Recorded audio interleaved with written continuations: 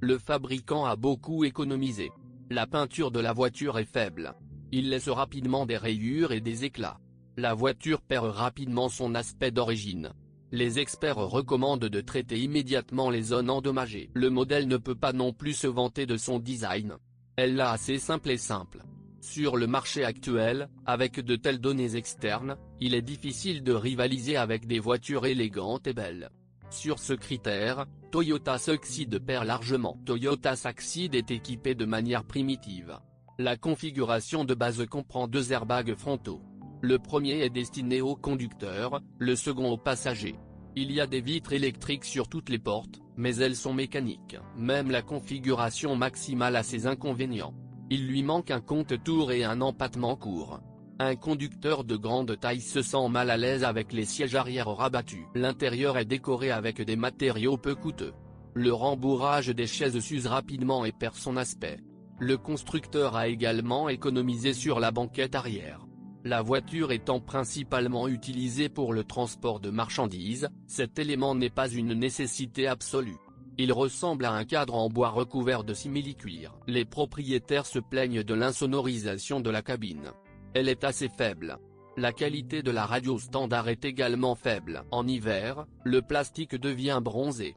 Des bruits parasites apparaissent dans l'habitacle, très fatigants tant pour le conducteur que pour le passager. Surtout quand on roule sur une mauvaise route. La voiture est assez durable. Les unités et composants sont fiables. Les Japonais les ont configurés de manière à ce qu'ils puissent accomplir leur tâche principale, transporter des marchandises et causer un minimum de tracas. La suspension, le moteur et les autres installations ne souffrent pas de charge accrue.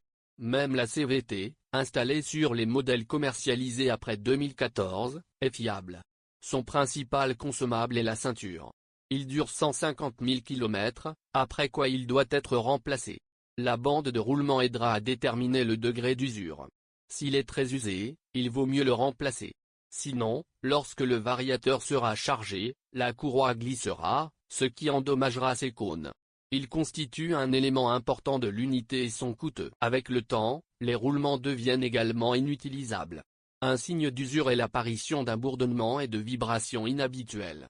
Après un parcours de 160 000 km, il est recommandé d'effectuer un diagnostic complet du variateur. Cela aidera à vérifier l'état du convertisseur de couple.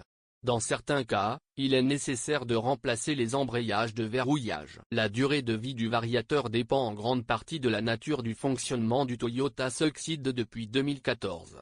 Le mode sport entraînera une défaillance rapide des principaux composants du variateur. L'aspect technique de la voiture présente d'autres défauts et faiblesses. Les conducteurs se plaignent souvent de la puissance de la centrale électrique de 1,5 litres. Avec la transmission intégrale, il développe 103 chevaux, avec la traction avant 109 chemins. Toyota Succeed a une dynamique faible.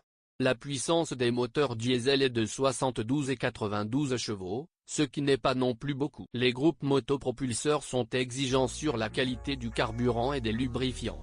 Il est nécessaire d'utiliser uniquement des liquides éprouvés et de haute qualité. Sinon, les installations échoueront rapidement. La réparation ou le remplacement coûtera cher. Les experts recommandent que lors de l'achat d'une voiture d'occasion, vous vérifiez particulièrement attentivement ce que l'ancien propriétaire y a mis. A-t-il changé l'huile, moteur et transmission ? Parce qu'au Japon, ils ne prêtent pas l'attention voulue à cette question. Il ne faut pas lésiner sur le diagnostic de l'état des fluides techniques du moteur, de la transmission automatique, de l'accouplement hydraulique et de l'essieu arrière. S'ils n'ont pas été modifiés depuis longtemps et ont perdu leur propriété utile, de telles machines doivent être évitées. Cela évitera de nombreux problèmes à l'avenir. La tenue de route de la Toyota Succeed est plutôt bonne.